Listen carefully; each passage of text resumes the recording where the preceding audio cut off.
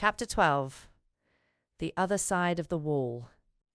When one lives in a row of houses, it is interesting to think of the things which are being done and said on the other side of the wall of the very rooms one is living in. Sarah was fond of amusing herself by trying to imagine the things hidden by the wall which divided the select seminary from the Indian gentleman's house. She knew that the schoolroom was next to the Indian gentleman's study, and she hoped that the wall was thick, so that the noise made sometimes after lesson hours would not disturb him. "I'm growing quite fond of him," she said to Ermengarde. "I should not like him to be disturbed. I have adopted him for a friend." You can do that with people you never speak to at all. You can just watch them, and think about them, and be sorry for them, until they seem almost like relations. I'm quite anxious sometimes when I see the doctor call twice a day. "They've very few relations," said Ermengarde reflectively, "and I'm very glad of it.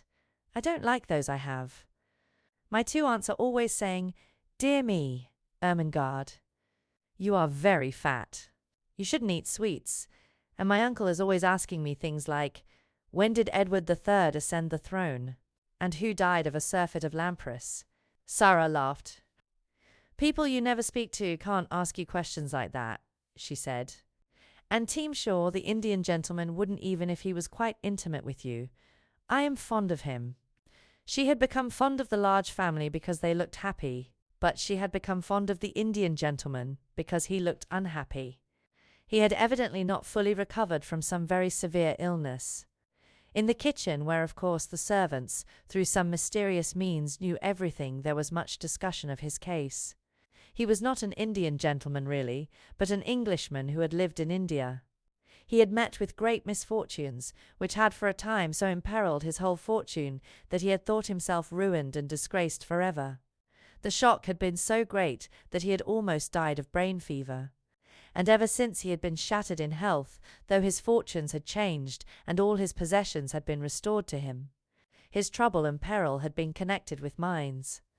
"And mines with diamonds in 'em," said the cook. "No savins of mine never goes into no mines particular diamond ones," with a side glance at Sarah. "We all know something of them. He felt as my papa felt," Sarah thought. "He was ill as my papa was. But he did not die. So her heart was more drawn to him than before. When she was sent out at night she used sometimes to feel quite glad, because there was always a chance that the curtains of the house next door might not yet be closed, and she could look into the warm room and see her adopted friend. When no one was about she used sometimes to stop, and holding to the iron railings wish him good night as if he could hear her. Perhaps you can feel if you can't hear was her fancy. Perhaps kind thoughts reach people somehow, even through windows and doors and walls. Perhaps you feel a little warm and comforted, and don't know why, when I am standing here in the cold and hoping you will get well and happy again. I am so sorry for you," she would whisper in an intense little voice. "I wish you had a little missus who could pet you as I used to pet Papa when he had a headache. I should like to be your little missus myself, poor dear. Good night, good night, good night, God bless you." She would go away feeling quite comforted and a little warmer herself. Her sympathy was so strong that it seemed as if it must reach him somehow as he sat alone in his armchair by the fire, nearly always in a great dressing gown, and nearly always with his forehead resting in his hand as he gazed hopelessly into the fire. He looked to Sarah like a man who had a trouble on his mind still, not merely like one whose troubles lay all in the past. "He always seems as if he were thinking of something that hurts him now," she said to herself. "But he has got his money back and he will get over his brain fever in time, so he ought not to look like that. I wonder if there is something else. If there was something else, something even servants did not hear of. She could not help believing that the father of the large family knew it, the gentleman she called Mr. Montmorency. Mr. Montmorency went to see him often, and Mrs. Montmorency and all the little Montmorencys went too, though less often. He seemed particularly fond of the two elder little girls, the Janet and Nora, who had been so alarmed when their small brother Donald had given Sarah his sixpence. He had, in fact, a very tender place in his heart for all child, and particularly for little girls. Janet and Nora were as fond of him as he was of them, and looked forward with the greatest pleasure to the afternoons, when they were allowed to cross the square and make their well-behaved little visits to him. They were extremely decorous little visits, because he was an invalid. "He is a poor thing," said Janet, "and he says we cheer him up. We try to cheer him up very quietly." Janet was the head of the family and kept the rest of it in order. It was she who decided when it was discreet to ask the Indian gentleman to tell stories about India. And it was she who saw when he was tired. And it was the time to steal quietly away and tell Ramdas to go to him. They were very fond of Ramdas. He could have told any number of stories if he had been able to speak anything but Hindustani. The Indian gentleman's real name was Mr. Carrisford, and Janet told Mr. Carrisford about the encounter with the little girl, who was not a beggar. He was very much interested, and all the more so when he heard from Ramdas of the adventure of the monkey on the roof. Ramdas made for him a very clear picture of the attic and its desolateness, of the bare floor and broken plaster, the rusty, empty grate, and the hard, narrow bed. "Carmichael," he said to the father of the large family, after he had heard this description, "I wonder how many of the attics in this square are like that one, and how many wretched little servant girls sleep on such beds, while I toss on my down pillows, loaded and harassed by wealth that is, most of it, not mine." "My dear fellow," Mr. Carmichael answered cheerily, "the sooner you cease tormenting yourself, the better it will be for you. If you possessed all the wealth of all the Indies, you could not set right all the discomforts in the world, and if you began to refurnish all the attics in this square, there would still remain all the attics in all the other squares and streets to put in order. And there you are." Mr. Carrisford sat and bit his nails as he looked into the glowing bed of coals in the grate. "Do you suppose," he said slowly, after a pause, "do you think it is possible that the other child, the child one never ceased thinking of, I believe, could possibly be reduced to any such condition as the poor little soul next door?" Mr. Carmichael looked at him uneasily. He knew that the worst thing the man could do for himself, for his reason and his health, was to begin to think in the particular way of this particular subject. "If the child at Madame Pascal's school in Paris was the one you are in search of," he answered soothingly, "she would seem to be in the hands of people who can afford to take care of her. They adopted her because she had been the favorite companion of their little daughter who died.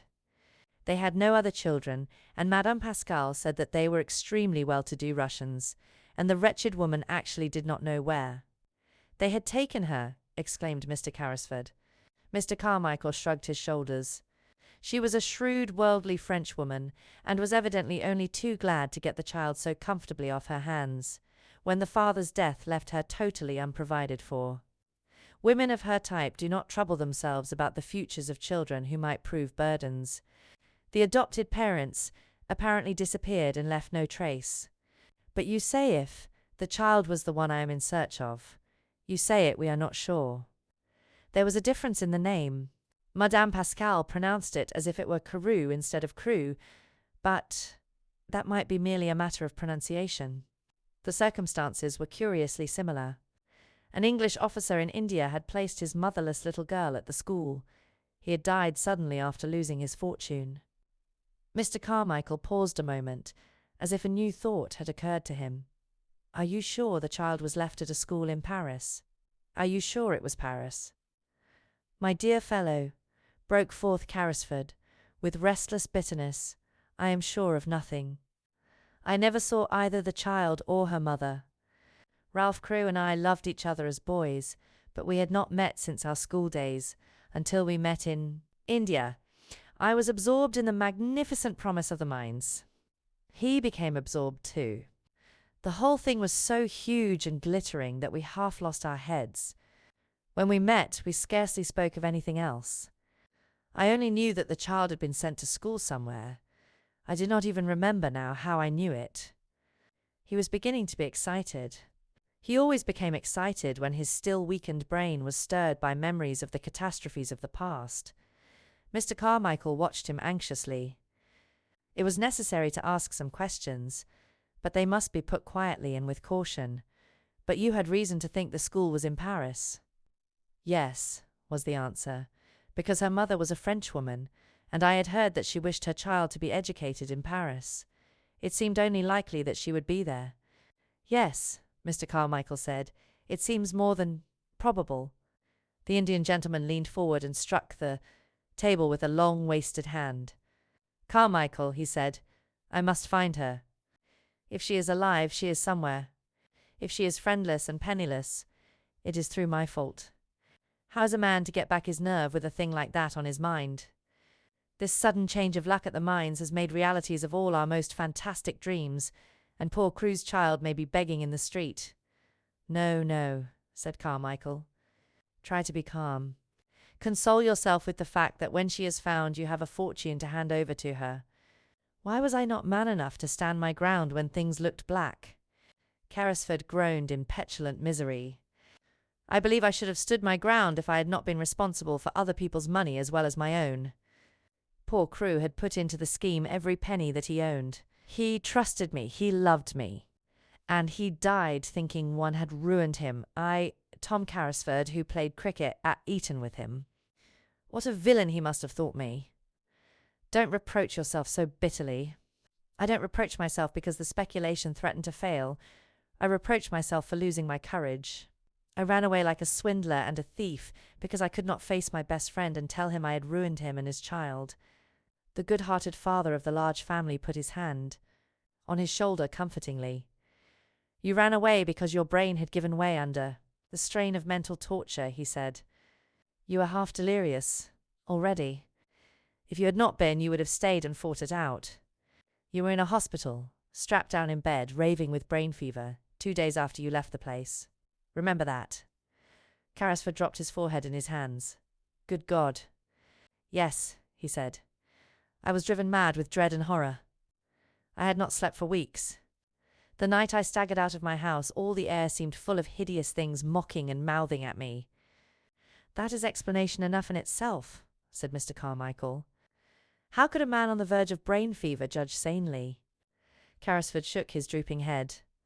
And when I returned to consciousness, poor Crewe was dead and buried, and I seemed to remember nothing. I did not remember the child for months and months. Even when I began to recall her existence, everything seemed in a sort of haze. He stopped a moment and rubbed his forehead.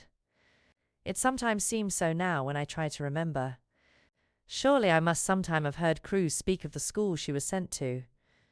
Don't you think so? He might not have spoken of it definitely. You never seem even to have heard her real name. He used to call her by an odd pet name he had invented. He called her his little missus. But the wretched minds drove everything else out of our heads. We talked of nothing else. If he spoke of the school, I forgot. And now I shall never remember. Come, come, said Carmichael. We shall find her yet. We will continue to search for Madame Pascal's good-natured Russians. She seemed to have a vague idea that they lived in Moscow. We will take that as a clue. I will go to Moscow. If I were able to travel, I would go with you, said Carrisford. But I can only sit here wrapped in furs and stare at the fire. And when I look into it, I seem to see Crewe's gay young face gazing back at me. He looks as if he were asking me a question. Sometimes I dream of him at night, and he always stands before me and asks the same question in words. Can you guess what he says, Carmichael? Mr. Carmichael answered him in a rather low voice. Not exactly, he said. He always says, Tom, old man Tom wears the little missus. He caught at Carmichael's hand and clung to it. I must be able to answer him. I must, he said. Help me to find her. Help me. On the other side of the wall, Sarah was sitting in her garret talking to Melchizedek, who had come out for his evening meal. It has been hard to be a princess today, Melchizedek, she said. It has been harder than usual. It gets harder as the weather grows colder and the streets get more sloppy. When Lavinia laughed at my muddy skirt as I passed her in the hall, I thought of something to say all in a flash, and I only just stopped myself in time. You can't sneer back at people like that, if you are a princess. But you have to bite your tongue. To hold yourself in, I bit mine. It was a cold afternoon, Melchizedek, and it's a cold night. Quite suddenly she put her black head down in her arms, as she often did when she was alone. Oh, Papa, she whispered, what a long time it seems. since I was your little missus.